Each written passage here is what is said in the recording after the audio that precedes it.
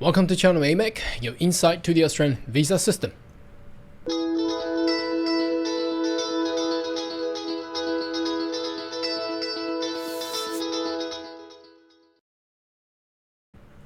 Good day everyone, my name is Carl Young, your online YouTube visa consultant. Are you interested about migrate to Australia? Why don't you consider to subscribe to my channel and turn on a little bell on the side, so once we have all the updates and news, you'll be the first one of getting all the insights. Now in today's video, we would like to take you into the glimpse of the new 2021 and 22 New South Wales Subclass 190 State Nomination Skill Visa.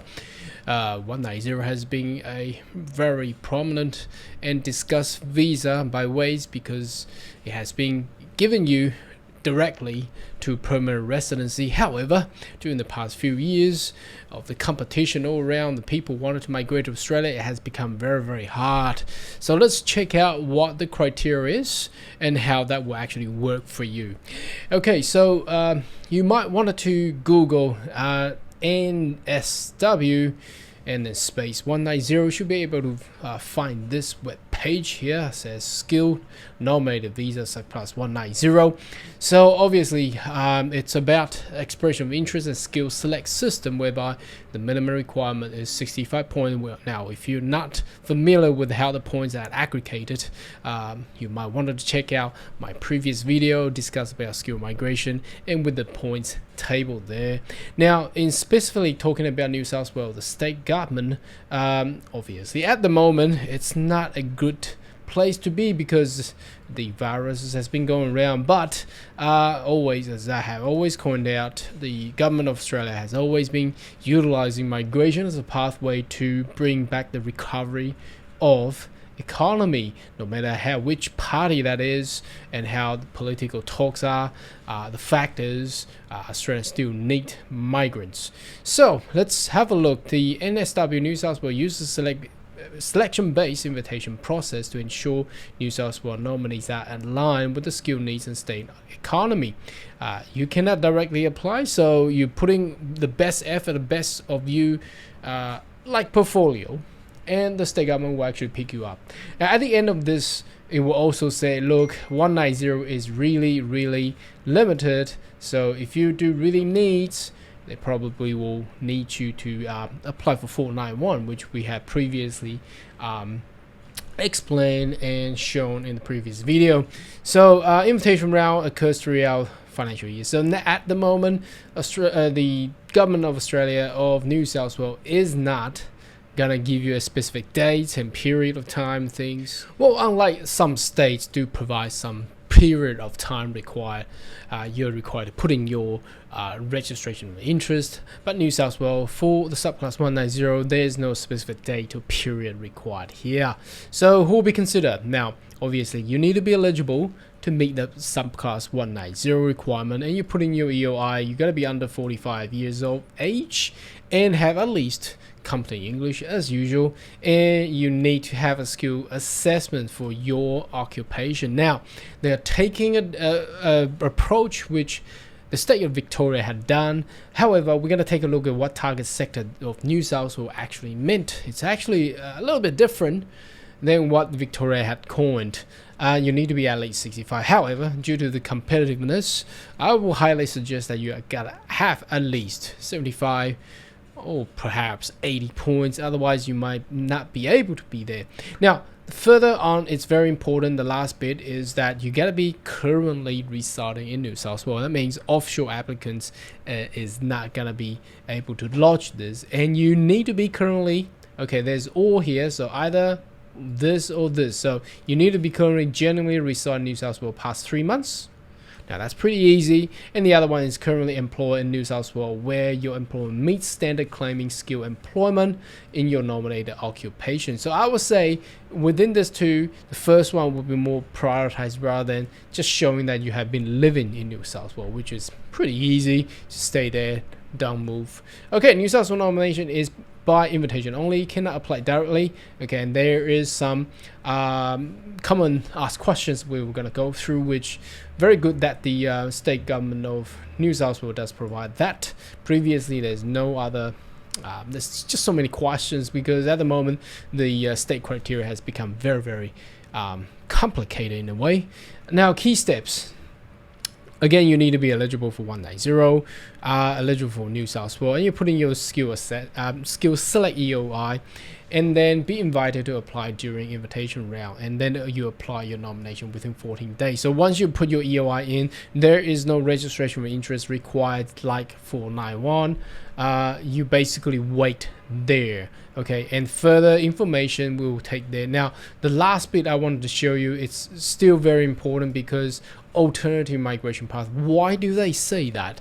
Because subclass 190 is very, very limited. So if you've been waiting for a couple months, and some people waited for a year, and you're not getting an invitation, then you should really seriously consider to putting into other options, for example 491 visa, okay, and that's basically what they want. Now let's jump into the target sector of what the 190 is actually meant. So skill nominated visa permanent subclass 190, the New South Wales skill nominated 190 occupation list by NSW unit group, and that's what they mean by target sector.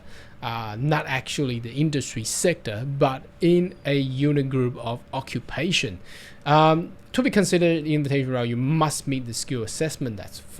I can't stress too much, and again, have you done your skill assessment? You need to have a positive skill assessment in order to be in the skill migration and all the other work related visa. If you don't have a skill assessment, bye. That's no way you can actually go anywhere. So there are 4 types of the target sector. So first one is manager. Well, let's just go through all of them because there are not many. It's not like the whole bunch of occupation list. Mix and crop, livestock farmer, okay. So you get all you need. The best way that you can remember is to remember the first 4 digits. As long as your occupation NSW first 4 digits is the same as these ones, you're in. You're in the target sector of New South Wales, but you also need to be in New South Wales and perhaps been working there too. Now, construction manager, engineering manager, production manager, childcare center manager, health and welfare service manager, ICT manager, other specialist manager, cafe restaurant manager, and hotel motel manager.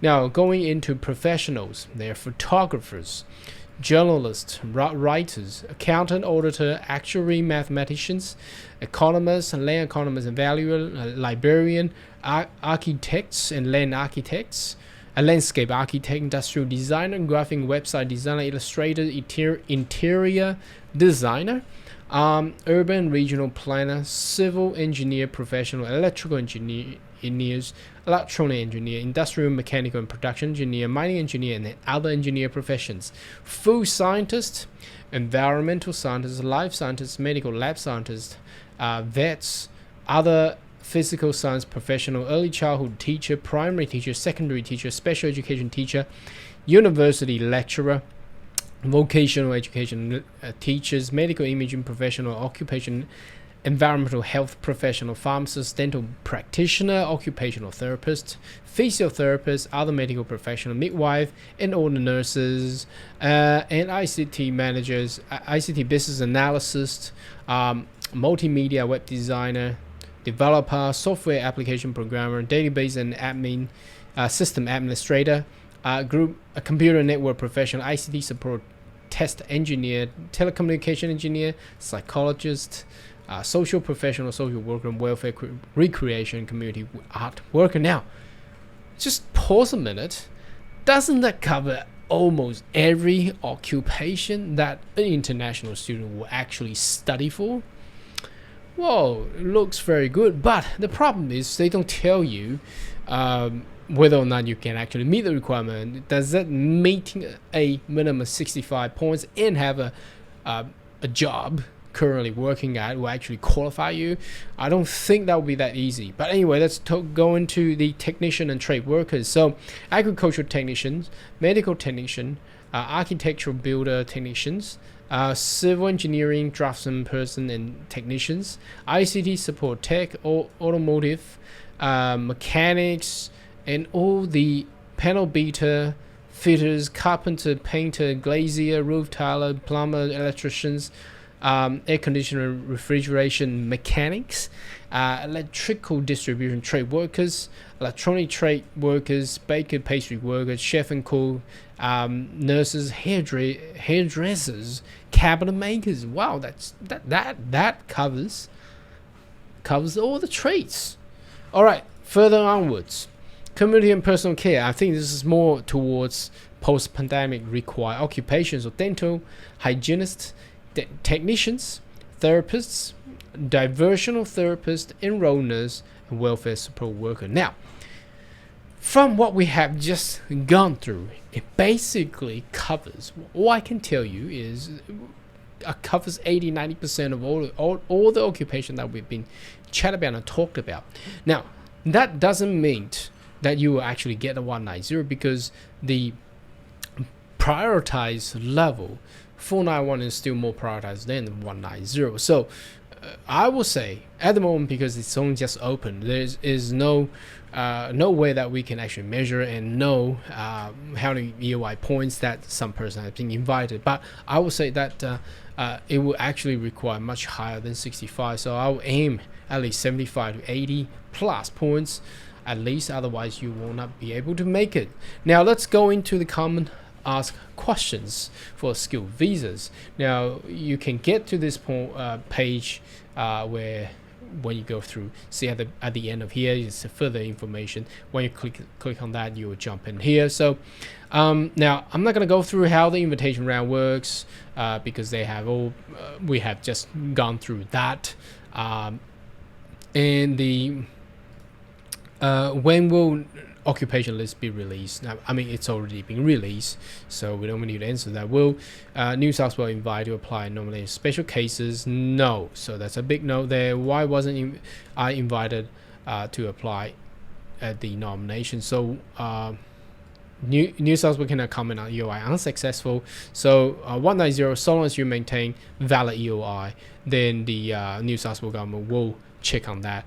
But for all the 491, you need to put in the registration of interest. That's what they're trying to say. Okay, now 190 general inquiry. Now, if you're subject to Section 48 bar, I don't think they will. You can do anything about that. So, unfortunately, when will I be contacted? Now, once you get invited, you'll be contacted. And the fees, there's the application fee is $330, non-refundable. Where can I get migration advice? Well, I'm probably giving you some glimpse here. Anyway, now invitation round. Again, it doesn't show you. It won't tell you when. I've submitted my EOI skill select. When will I be invited? Again, they will not tell you this. How long will invitation take? You have 14 days once you get invited. You need to submit everything.